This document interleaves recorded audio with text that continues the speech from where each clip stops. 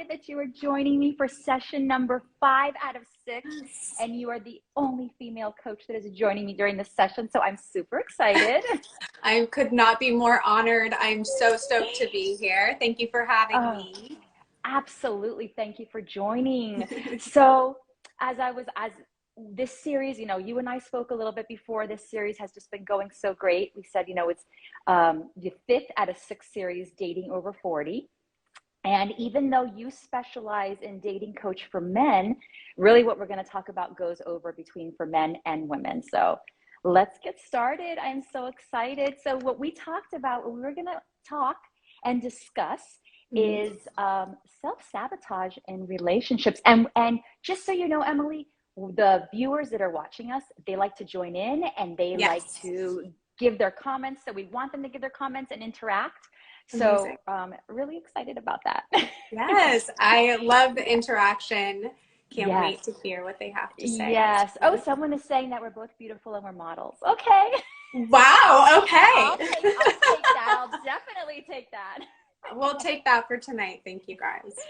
Absolutely. And someone, Bad Bitch Dating is saying what a great topic. So let's get started. So I'm going to ask you some questions, but kind of always go, hello, Texas, always go with the audience. So a lot of reasons that people self-sabotage in dating, and especially in early on dating, is that they have, so I since I'm not the expert, that's why I get you guys, the experts, but I do my research. So a lot of them, some of them has been fear, their fear of getting hurt, having their heart broken, being rejected. Some people have abandonment issues, and that can start from the first date. Poor self-esteem or negative self-concept, feeling, self-image. Self-image. High expectations. A lot of people put high expectations, especially on that first date. Yes. So, and then also inadequate relationship skills. Sometimes it's inexperience, sometimes it's immaturity. It doesn't matter. You can be 25 and be extremely mature, and you can be 59 and be immature. So it really doesn't have to even do with the age. Yes, absolutely. Yeah. I mean, that's a very comprehensive and great list. I know we only have like 30 minutes to talk tonight. It goes by like so, one of the main things that I see, of course, men, but people in general, is over-investing in the dating process really early. And the main way that people do this, that they self-sabotage, is they don't actually get to know the person. They instead start creating stories about the person. So they immediately make these assumptions, these fantasies, these stories, and then that then leads to their behavior in self-sabotage. So whether it be people pleasing or too high of expectations, trying to read every single signal that he or she is giving out, communicating too frequently, or having, too large of feelings for somebody that you're not that you don't actually know yet. And guys, just for you guys, just so you know, women are very in tune with this. Men are also in tune with it from the opposite direction too. But they're very in tune with this. They can feel when your focus is too intense for the level of intimacy between the two of you. So I see that. I see that a lot, because what happens a lot of the time is people are in scarcity mindset. So they either assume there's not enough people out there that they're going to be interested in, or enough people out there that are actually going to be interested in them. And so what happens is they find someone they're interested in and they immediately go, this is my shot. If I screw it up and it doesn't go well, all of these negative beliefs that I already have about myself are going to be solidified, right? So that's what our fear of rejection, you mentioned fear of rejection, or fear of getting close to someone. When we have this fear, it's because our programming, right? So our limiting beliefs that these stories we've created about ourselves, we're afraid that someone else is going to solidify, and then we're going to feel bad about ourselves. So we try to do everything we can to mitigate that, to not let that happen, whether it be to self-sabotage, so someone doesn't get too close to you, or to try to grasp on too tight, which of course is self-sabotage as well too. But Yeah. what are some ways that you're self-sabotaging? We can ask Yes. I know this, you like to include the audience, but, Yes, and for absolutely. you as well too, you know, I would love to know kind of if you've experienced, you know, especially men that you dated, what they may have done where it's like you were super excited about the connection at first, and then over time you were just questioning what is going on, why are things feeling totally different now as the dating Yes. process Yeah. went I through. think it's mostly the high expectations that a lot of people over, someone just said overinvestment, over Over, I see pushing. over investment, over communicating. Yes. And it's just they think, like you said, oh my gosh, this could be my person, and they just want to immediately go from like the first few dates into a full-fledged relationship, and it does take time to get to know each other. And whether you're a man or woman, that's a complete turnoff. Let's go for the slow burn. Let's start to get to know each other. Let's see if, as we spend time, are we going to, you know, if we're dating, you're dating other people as well, you know, are we going to start dropping the other people, and then this becomes a relationship? So a lot is you know, I believe, is over investing. So yeah, absolutely. So I don't, someone says texting too much. Yeah, if someone's texting me too much, I think they're not working. Yeah, so guys, when you are texting too much, what are you hoping to get from more frequent communication? That's always a good question to ask yourself. What are you trying to accomplish by hearing from her more frequently? Absolutely. Right? Yes. That answer is going to tell you what you're actually looking for, and that's what you got to find in you first. Yes. Because no matter the level of communication, until you find that in you, you're going to still want more and more and more, right? Yeah. Absolutely. Yes. Someone saying committing to too much future time. That's something that's a huge, at least for me, and I know for other women that have spoken with me, that we've spoken about this dating process, their future planning from like the first date. And you're like, you don't know me. We just met. Let's have a drink and just get to know each other. Like that. To me, that's self-sabotage.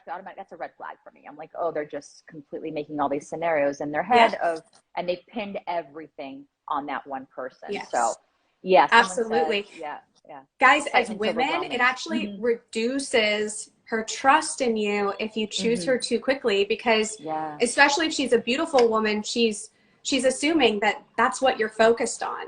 And I'm sure, you know, most women have experienced men who do create stories about them and then get to know them, and the man realizes he has overinvested and he pulls back. So she's going to be triggered around these dynamics. And so if you are truly intentional and want to get to know her, it's so important to pace yourself, right? Absolutely. So and then when the man pulls back, then the woman starts wondering, and then all of a sudden it's a whole self-sabotage between them both. So yes, that's, you know, when you're talking about attachment theory, that's the anxious avoidant trap. I'm like, we're live, but I need to close this blind. Absolutely. Go ahead. Like, you're fine. It's now shining on. This happens when I'm on client calls too, when I'm on my desk. It's right in front of a window, and at this time of day, I should always know. It starts to turn into like an art piece. Yes. That we're all good now, though. We're good. Someone saying, what level of commitment of time is expected? I am assuming it's 77 it guy. I'm assuming he's talking about maybe just in the beginning when you're dating. Sorry, what was the question? What level of commitment of time is expected? So we're talking about early in the relationship.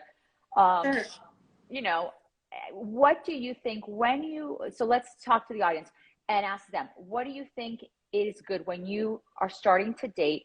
How often should you see each other? Because a lot of people sometimes they see each other, they want to see each other every night, so it's too much. Other people want to spend, let's say they space out, I went out on date, I'm going to wait another 2 to 3 weeks to go on the date. And then guess what? That's also sabotaging, because it's too much time in between. The person loses interest as well.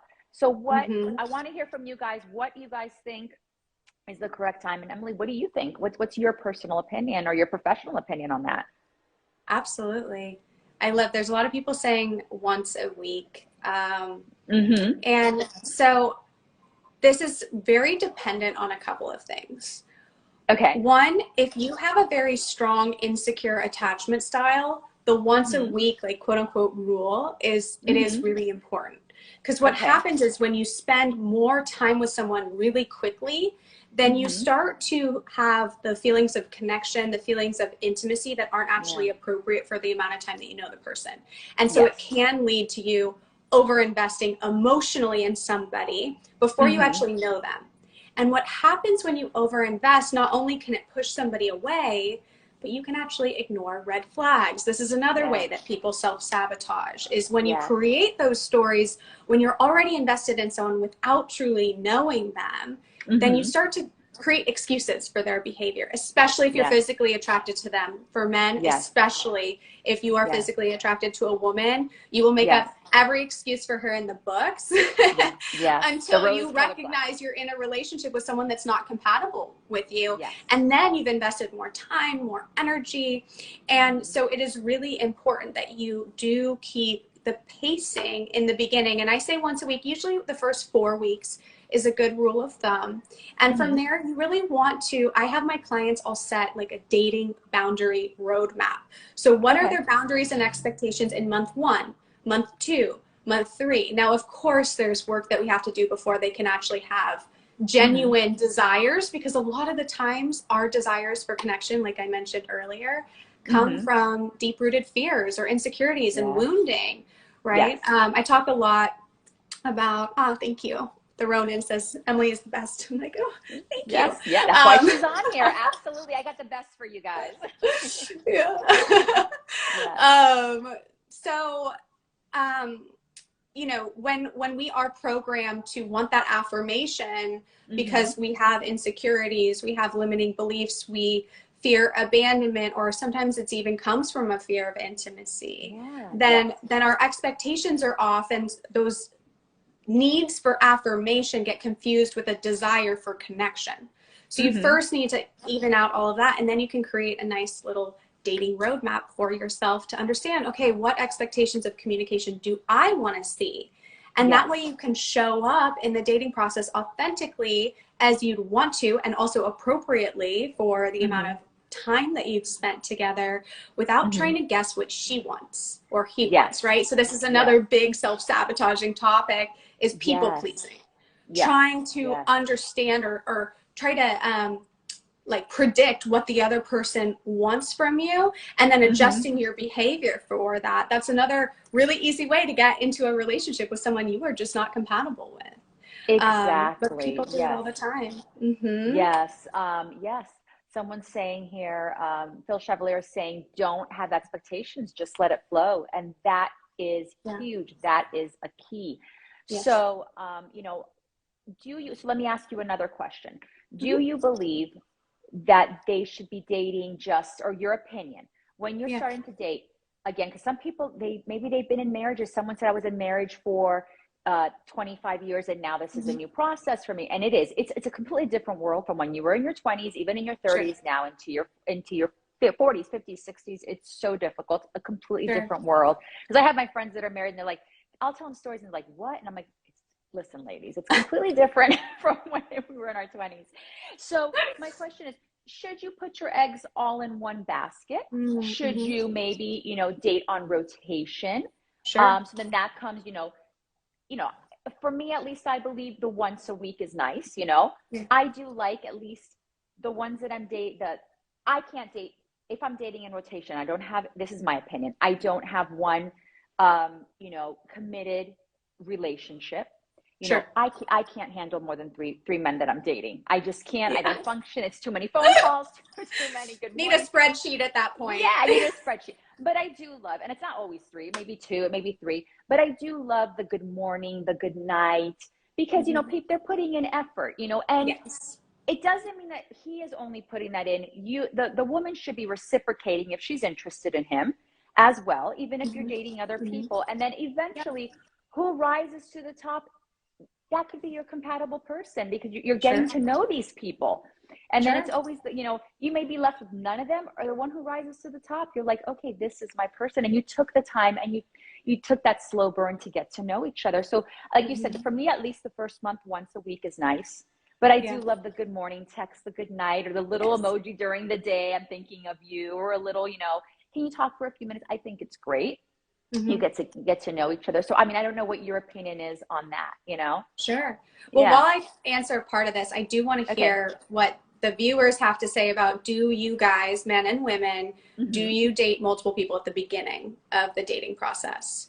Are Mm-hmm. you into that or not? And then I'm gonna first Okay. talk about the texting and communication, because yes, seeing someone once a week is part Mm-hmm. of the equation, but you Mm-hmm. definitely want to keep in contact in between dates, Yes. especially Yes. men dating women, right? So I always encourage the guys who work with me, the guys who follow Mm-hmm. my channel, to Mm-hmm. lead communication. This shows Mm-hmm. intention, right? Women are looking for that because women have been told for a lot of their lives that they value commitment more than men do, right? Whether that's right Mm-hmm. or wrong, that is a Yeah. story that they have. And so women, especially women who want a committed relationship, are going to want to make sure that you as a man are also wanting the same thing as her. And one of those Mm-hmm. ways that she looks for that is Mm-hmm. your level of communication. Now, not overly communicating, but still being Yeah. intentional and being consistent. Not meaning it needs to be the same time every single day,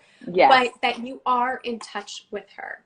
Okay, so Yes. these guys are saying it's not effective. I don't. Absolutely. Yes, we have a lot of different opinions here. So Different I love opinions. this. Yeah. Yeah. Oh, Yeah. absolutely. And I Be- mean, to me, if you're dating one at a time, to me, it becomes a series of multiple 2 and 3 month relationships, if you can call them that, because you sure. never got the time. You just focused on that one person. I used to be that person. I absolutely used to be that Mm-hmm. person. I'm like, why am I getting stuck with all these 2 and 3 month relationships?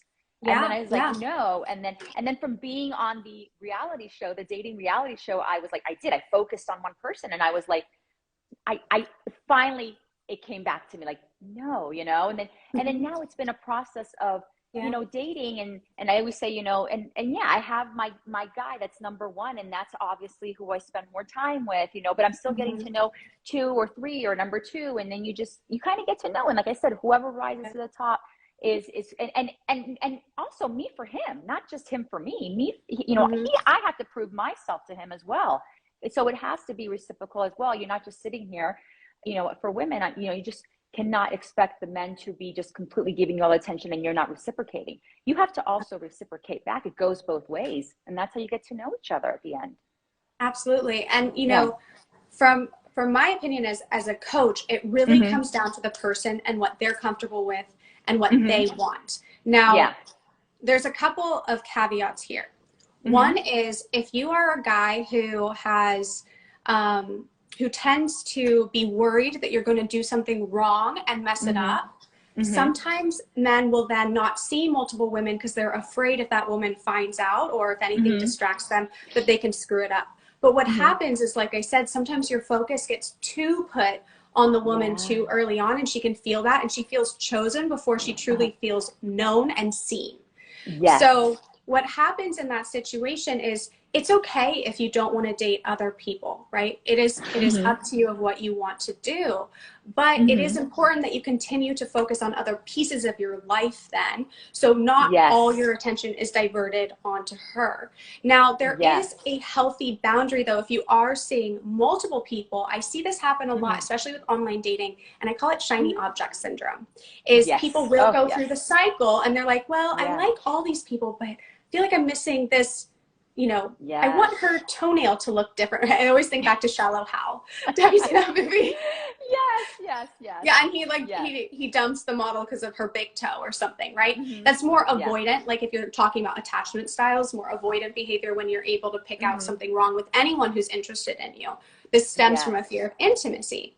So when men or women start to date too many people and it can become a dating Mm-hmm. cycle, then it really doesn't Mm-hmm. allow them to actually get to know anybody that they're truly dating. Mm-hmm. And it Mm-hmm. can be a form of avoidance. Yeah. Now, it's also important though, if someone does have more of an anxious attachment style and gets hyper focused, hyper anxious about someone, Mm-hmm.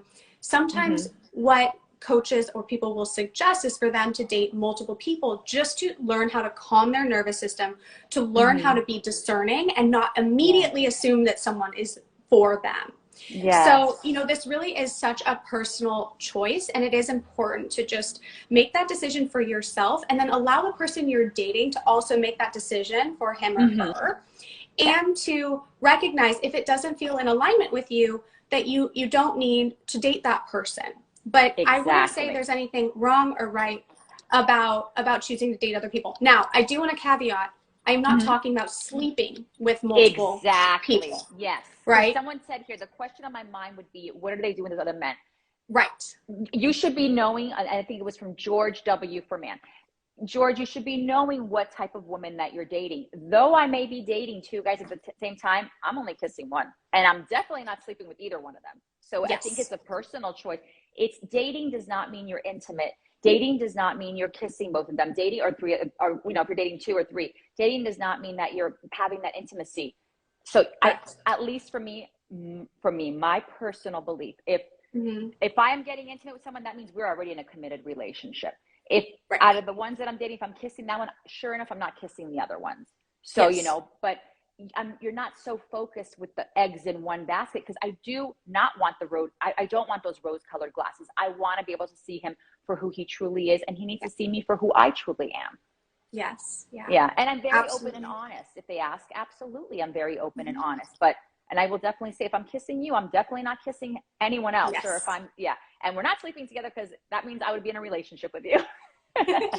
Absolutely. And it is important to have integrity and in the conversation. And guys, this is a huge opportunity for you to show that you can be a leader in the dating process by initiating these conversations with her as well too. You can come from a place of your own desires, which is very powerful, and say, this is what I'm looking for. These are my boundaries. And she can also explain the same. And this is how you guys start to not only understand compatibility from the standpoint of how you view dating, but how you view communication.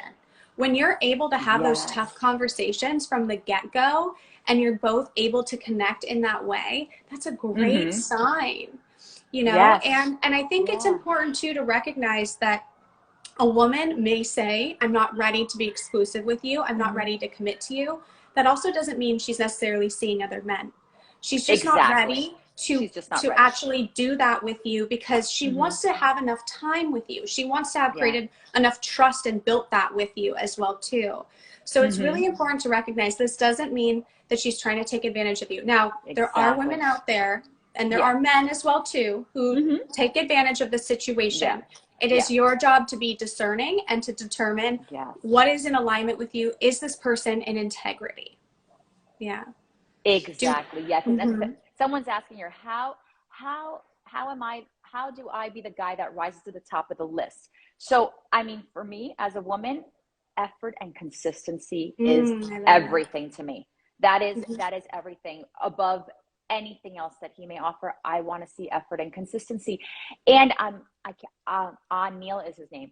And she should be reciprocating back. It's not that you're giving, and you're hitting a wall. If you're doing that, then that woman is not for you. But if you're putting the effort, because men are naturally born to pursue. That is, from caveman days. So if you're pursuing that woman that you want, but she needs to be reciprocating back to you, you will rise to the top with effort, just effort, integrity, put it in, and definitely you will be. Yeah, absolutely. Absolutely. But guys, it is important that she is reciprocating to an extent too. Yes. Right? Yes. And they can't be hitting that wall. Yes. But what I also see happen, my newsletter came out last night. So if you guys want my bi-weekly newsletter, the link is in my bio. But I talked about when being too nice can actually create a loss of polarity.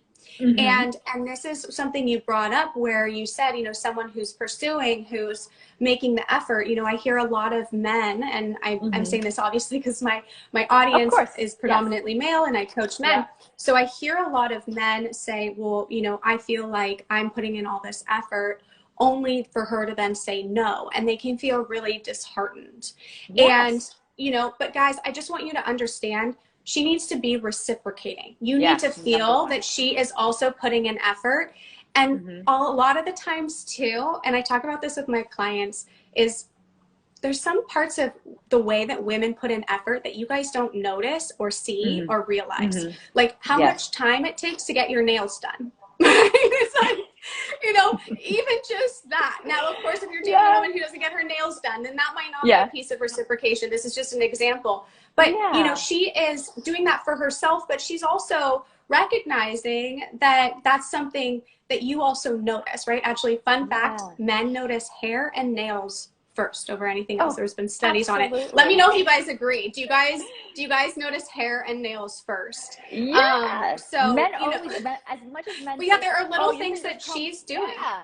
Yeah. They'll be like, oh, you can come without makeup. And I'm like, no, you don't. You love when we get all pretty for you. And you're putting that effort. You want to look good for him. You know, and I'm not saying that's the only effort you're putting back towards, but those are little things that men do have to notice, that they, you know, we're putting in that effort and getting pretty for them. And we want that, well, you know, we want to look good. So then they'll be like, oh, wow, you know, you look so beautiful today. And even you guys, just by saying you look beautiful today, wow, that's so beautiful. That's It wonderful is. to us, because we Yeah, put that. absolutely. Yes, yes, yes. Okay, Um, so let's yeah, go go ahead if ahead. you want.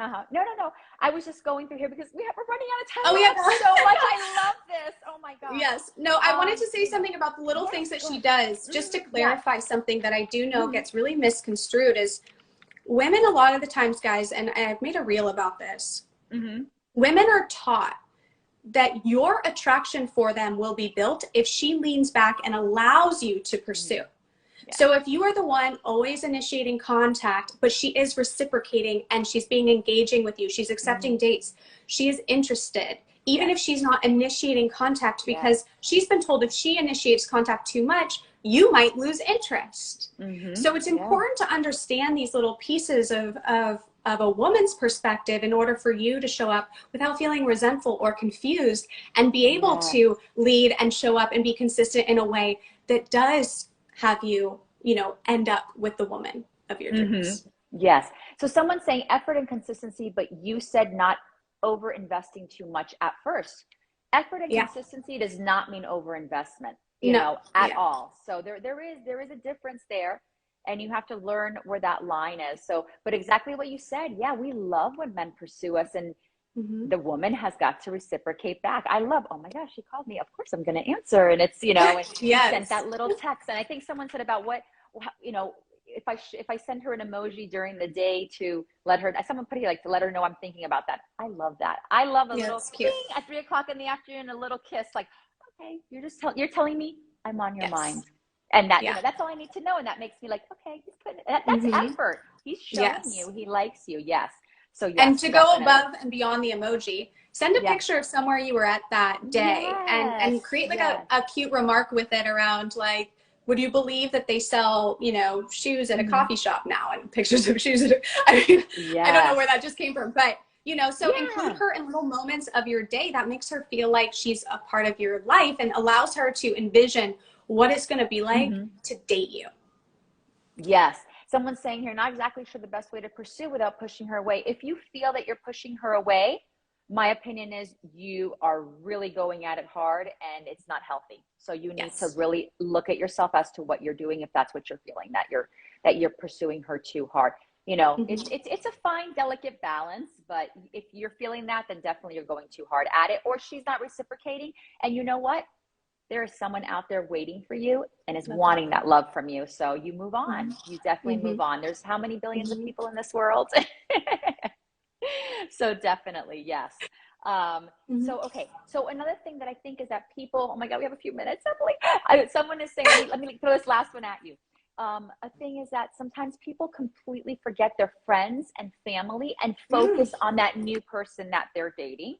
I mean, to me, I want the person I'm with, I want him to have a life. I want him to tell me, oh, I went out, you know, I was with, you know, I went out with the guys, and this is what we did, and we're having talks, and I went to work out today. I want him to have a life. And, you know, a lot of people forget their friends. It really is. It's natural. It's not justified, but you got to also think you need your life as well. And that's where people overinvest. They completely shut everything down. That's not even healthy at all. That's not healthy at all. Right. Yeah. It's important to ask yourself, what are you escaping from through the connection with somebody else? Because there's a whole bunch of hormones that happen when we feel something for someone, like dopamine is released, oxytocin, and that we as a society have a lot of, like, you know, sort of dopamine, you know, I don't want to say like addictions, but we're on our phones all the time, right? We want that little ping in our brain. And if you're getting that from another person, it's important to check yourself in that, right? So another thing that I see is people have their own insecurities. They have their own shadow that they're not actually allowing themselves to look at, give compassion to, and explore and understand, because it is uncomfortable sometimes to look at those parts of ourselves. And when you haven't ever done it, it can feel really scary. But as someone who was really afraid to look at the parts of myself that felt like, oh no, I don't want to go there, and then I did, guys, it is the most liberating thing you'll ever do for yourself. It allows you to get into relationships you didn't even know were possible, to have connections you didn't even know were possible. But what happens is sometimes we want to run so much from that we then hold on to something really tightly that gives us the sense of security, of belonging, right? A lot of the times if you have feelings of not truly belonging or not feeling lovable and someone's giving that to you, you can hold on to it really tightly. So it is important to look at why you're doing that. Plus, polarity stays when you both still are the people that fell in love with each other at the first, like in the first place. And if you give up all of the things that made you you, all of the things that filled you up that weren't just the relationship, then you lose pieces of yourself, and that kills the polarity, it kills the attraction in the relationship. You know, they always say, like, you know, give each other space to miss each other. You know, that's more of a, you know, just blanketed way of saying, you know, make sure you're still having your own life. Like, that's okay. And if you're uncomfortable with your partner going and doing things on their own, or you feel uncomfortable going and doing things on your own, that's where your work in lies. Exactly. Absolutely. You have to have your own life. Oh my gosh, Emily. Okay, so we've gone 32 minutes. I feel like we've only gone 5. I could keep going way too long, but I know you have your time. So tell me, do you have any courses, or are you taking new clients on? So tell me about that. Where can everyone find you? So everyone's listening. So definitely, guys, you need to follow her. I got you guys the best of the best, and she definitely is one of them. So do you have any courses that you have going on, or yes, I have quite a few offerings. I do have a couple of spots left in my private one-on-one coaching. So this is you and me working in a high-touch coaching capacity. So this means that we have daily access to each other, where we are working through your personalized dating life. Now, I also have something I'm so excited about. I actually just launched it the other week. It came to me in a meditation. So if you guys don't know, I'm rather spiritual, and I love when I just get clarity in those moments of silence. So I'm so pumped about this. I am combining that personalization of private coaching with the power of being surrounded and supported with other like-minded men. So I've had group coaching going on for a while now, and the results that I've seen in these groups are just so profound, and the brotherhood that I'm seeing formed is so amazing and inspiring. And these guys are just making so much progress because they have each other's backs. They're learning from each other. Some of them are like, oh my God, I needed to hear that today, and I had no idea I needed to hear that. So I've decided I can take these two really powerful pieces of both of my offerings, put them together in a mastermind. So I am launching, or I have launched, a mastermind. And if you guys are interested in learning more, if you want to be a part of this and truly transform your dating life, we're talking about getting over self-sabotage, uncovering your subconscious blocks, rewiring them, you know, getting rid of those limiting beliefs that are creating insecurity, doubt, overthinking, second guessing, and allowing you to truly step into your most confident self and attract your dream woman. There is a link in my bio. I don't know if you'll put, well, no, but there's links in Instagram. Don't go anywhere. So there is a link in my bio for you guys to use to apply to the mastermind. So you can go ahead and head over there. I would love to chat with you guys more about it. And I think you might have just frozen, so I'll let you come back. Can you, but yes, I'm very excited about it. Awesome. You're back now. I'm back. I'm here. Yes, I heard all of that. So definitely, guys. And then you're on IG. I am. I'm also on TikTok. Okay. I'm on TikTok, Emily Freeman Coaching. I have a Facebook page. I also have a private Facebook community. So this is free to you guys. The link is also in my bio to join in that. I'm also doing a live Q&A in that group tomorrow at 12:30 p.m. PST. So I have like 2 lives this week. It's one of those weeks where I'm like, let's go, let's do this. So if you guys want to join that, make sure to use the link in my bio to join the Q&A tomorrow. So I'll be answering your burning dating questions, whether it be about women, about creating polarity, attraction, anything we talked about today as well too. I would love to see you all there. Amazing. So guys, definitely go Emily Freeman Coaching, follow her, IG, TikTok, Facebook. Definitely get her Yes. course. She is one of the best. And I'm just going to let my followers know. So my last and final session of this series is going to be session 6, and it's going to be Tuesday, August 9th. We're actually skipping a week because I'm going to be going on vacation this weekend. Ooh, So I'm going on vacation next week too. Yay! So be out. So it'll be at 8:30 p.m. And the final expert guest, so he's a professor and author on relationships. He does classes and courses worldwide. So he is Dr. Ali Fenwick, and he's better known as the modern day psychologist. So this is going to be one that you don't want to miss. It's going to be the final session. Emily, thank you so much from the bottom of my heart. This has been an amazing conversation. I love this, guys. Go follow Emily Freeman Coaching. And thank you, everyone, for tuning in. And we've had a great night. Thank you, guys. And thank you for having me. This has been so much fun. Thank you so much, Emily. Good night, guys.